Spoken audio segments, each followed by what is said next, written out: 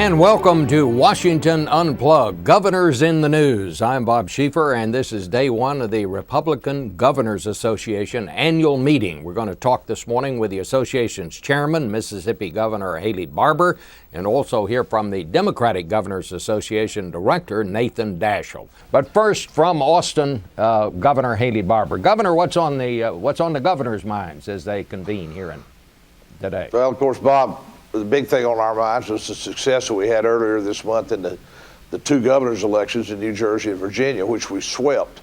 Both states that were won by President Obama, and we won Virginia by 18 points and defeated incumbent Democrat Governor John Corzine in New Jersey by 5 points. We feel like these are not only important victories in and of themselves, but really give us momentum and a springboard into the critical 2010 elections when there are 37 governor's races, I think 36 senators, and the entire House of Representatives are up. Well, you know, of course, a lot of Democrats will take just the opposite line on those two races. They'll say that flatly that the Democrats just didn't have a very good candidate down there in Virginia, and up in New Jersey, they'll say Governor Corzine was one of the most unpopular politicians in America, and you had a lot of high property taxes there, so they don't see national lessons out of those races. Well, if they don't, they're whistling past a graveyard. In Virginia, Creed Dees, who is the Democrat candidate that they now talk so terribly about, 4 years ago, he and Bob McDonnell, the same two people who ran this year, ran 4 years ago, and the difference in the election is 323 votes out of 2.1 million. They didn't think he was such a terrible candidate at that time. And it is true that, you know, races against incumbent governors are referenda on their records, and Governor Corzine's record wasn't good. Very high unemployment and extremely high taxes. But I'm going to tell you one thing that is being missed by some people is that Bob McDonnell, the Republican in Virginia, and Chris Christie, the Republican in New Jersey, were talking about the issues that are on people's minds, primarily jobs and economic growth, all this spending that's going on in Washington, the enormous debt being run up. And what was Washington talking about? Well, for 6 months they're fixated on health care reform, a bill that's unpopular, going to drive up the cost of health insurance, cut Medicaid spending $500 billion, raise taxes, and yet people back at home are saying, why aren't they focused on jobs? We need to be focused on jobs. A lot of Democrats, after the elections back a couple of weeks ago, said this is a wake-up call. The American people want us focused on jobs, not on health care reform, not on energy policy. Let me ask you about some current events going on right now. President Obama's been in Asia for the past 8 days. He's in South Korea today. He was in China yesterday. And if you look at the reports coming out of there, he took kind of a very different stance, it seems to some people, with the Chinese than, say, Bill Clinton did, or certainly George Bush did on their visits to China. What's your assessment of how he's doing on this Asian trip? Well, you know, presidents have to travel overseas, and that's part of it. We understand it, and these are huge trading partners for us. But I think more Americans want to see the president and the Congress particularly focused on our own economy, focused on job creation. That's, you know, when you get 10.2% unemployment and no end in sight to the loss of jobs, that's what Americans want want the president focused on. And, you know, I'm not criticizing him for going on a foreign trip because presidents have to do that. But let's face it, people here at home are focused on jobs and the economy, and they're very concerned about all this spending and debt that's being run up. Well, I mean, you know, Bob, people know that you can't spend yourself rich, and they know the country can't do it either. But when you're $1 trillion in debt to one country, as we are to China, that's bound to have some impact on jobs. Do you think what he did and the positions he took there are going to help create more jobs? I mean, we owe those folks a lot of money.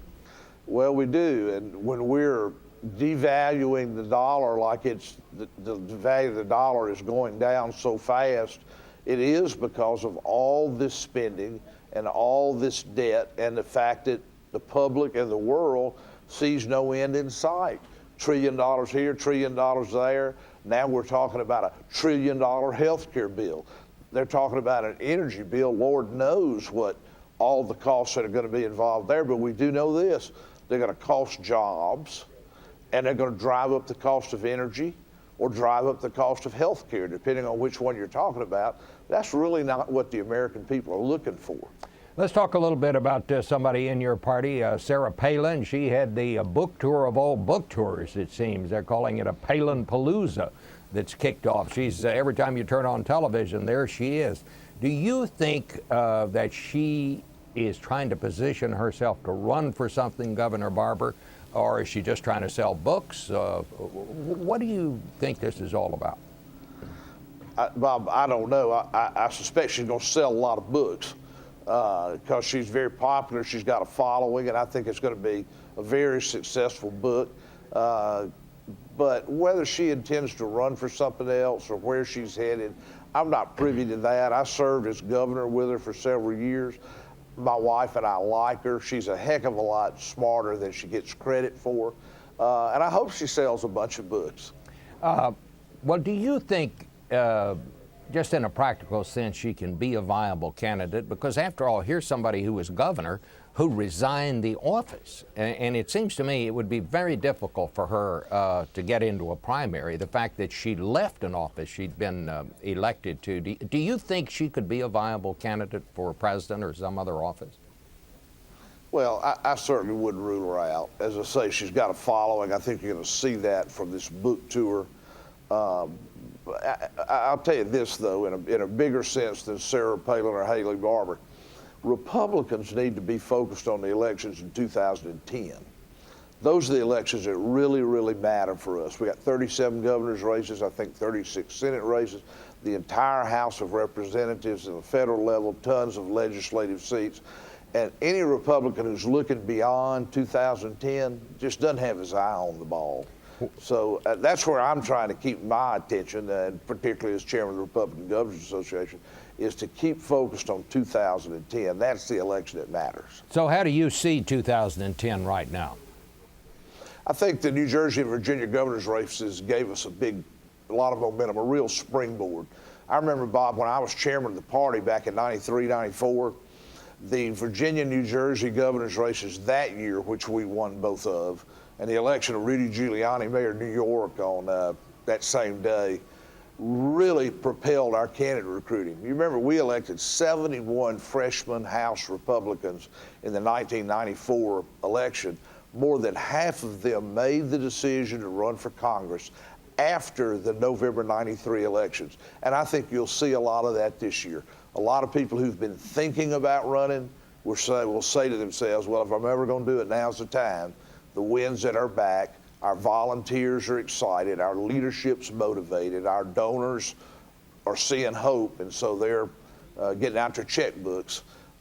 I really think we're set up for 2010 to be a very good year right now. Now, look, I've been around a long time, and a month is a light year in politics, so nobody can predict today and say 2010 is definitely going to be this way. But we have a lot of momentum going into 2010. There's no doubt about that. One quick question on a totally unrelated subject. What is your take on the administration's decision to try the mastermind behind the 9/11 catastrophe in New York? Well, it gives me pause, Bob. Here's the thing that concerns me about it. It sounds like the administration is taking the position that this is a criminal justice issue. And the war on terror is not a criminal justice issue. It is a gigantic military issue. Last week, with 3 other governors, I visited Mississippi's troops in Iraq and Afghanistan.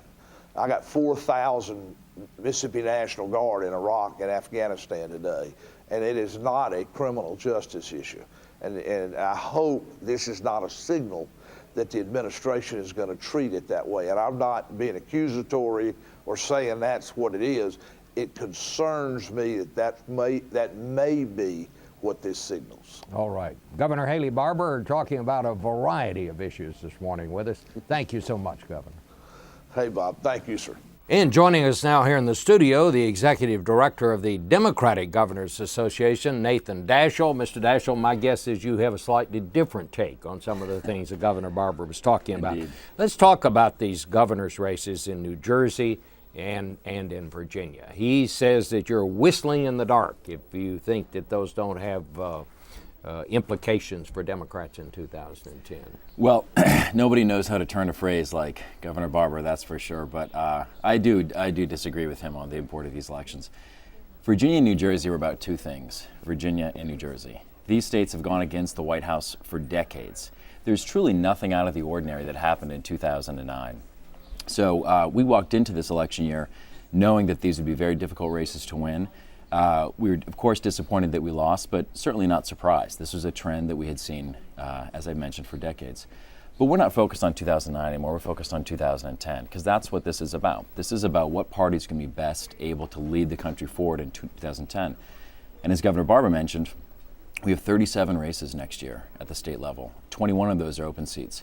So there will be a real battle for philosophies and a battle for over which party has the best ideas to lead this country forward. And on that score, I'm confident that the Democrats will prevail.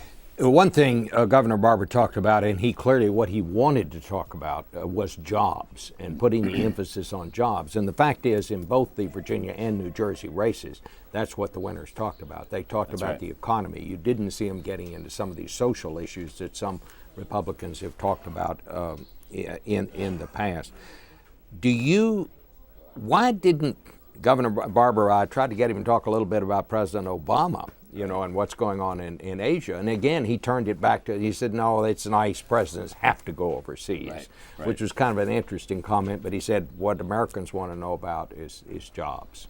That is going to be the issue, is it not? I don't disagree with that. Governor Barbour has not gotten where he is without being a smart politician. And he's absolutely right that this is about jobs and the economy.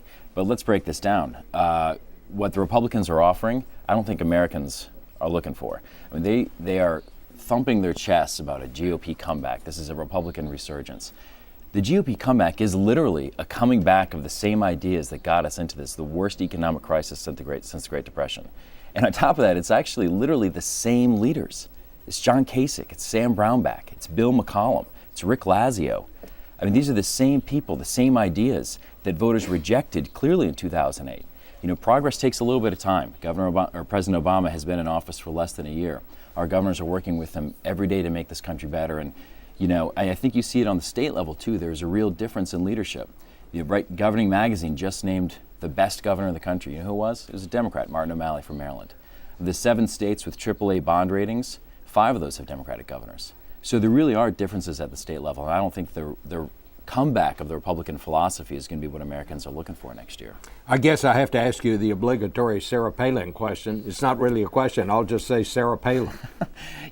She's, no question, she's a cultural phenomenon. And I would never have predicted that we'd still be talking about her today to the degree that we are. But I don't think, I have a hard time taking her seriously as a political leader. I do think that she is emblematic of the struggle in the Republican Party for the heart and soul of the party.